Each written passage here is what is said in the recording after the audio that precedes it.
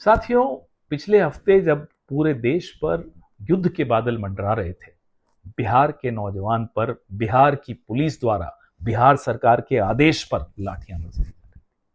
और यह पहली बार नहीं हो रहा, कोई नई बात नहीं। हर हफ्ते लगभग बिहार के नौजवानों को इस तरह की लाठियां खानी पड़ रही।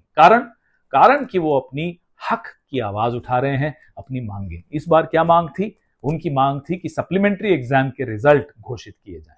उस पर उन पर लाठी बरसाई गई।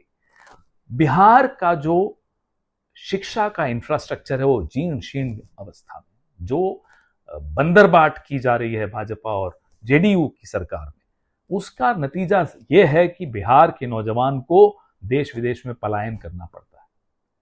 और इस पूरे कई ऐसे मुद्दे हैं, नौजवानों से जुड़े हुए मुद्दे हैं। तो शिक्षा न्याय संवाद कल 15 मई को राहुल जी, हमारे नेता प्रतिपक्ष हैं, और अनेक नेता कांग्रेस के पूरे बिहार में जाकर यह संवाद स्थापित करेंगे नौजवानों के साथ। आप सोचिए, 3 साल की डिग्री, जायज बात है कि 3 साल में खत्म होनी चाहिए और डिग्री मिलनी चाहिए। आप नीतीश बाबू की सरकार 5 साल में कितनी बार पलटियां मारती हो छोड़ दीजिए, लेकिन नौजवानों की 3 साल की डिग्री 3 साल में मिलनी चाहिए, यह मांग कहां गलत है? उस पर क्यों लाठियां बरसाई? कभी बीपीएससी के छात्रों पर लाठियां बरसाई जा रही हैं। तो ये खत्म होना आवश्यक है, ये बंद होना निहायत जरूरी है।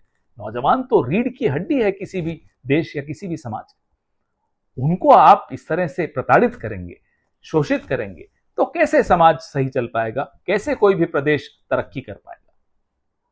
तेलंगाना की तर्ज पर 50% की जो सीमा है आरक्षण पर, वो खत्म करना हमारी ये मांग है। कहां गलत है भाई? आपके पास संख्या है, आपके पास एक्सरे रिपोर्ट है, अब इलाज की दिशा में भी तो कदम उठाइए जैसे तेलंगाना ने उठाया है।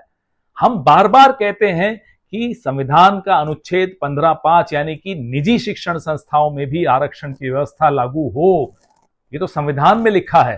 तो क्या गलत है? ये जो शिक्षा न्याय संवाद है, ये एक मील का पत्थर है बिहार की, न केवल राजनीति में, बिहार के भविष्य का रास्ता इस संवाद से निकलेगा। जय बिहार, जय हिंद।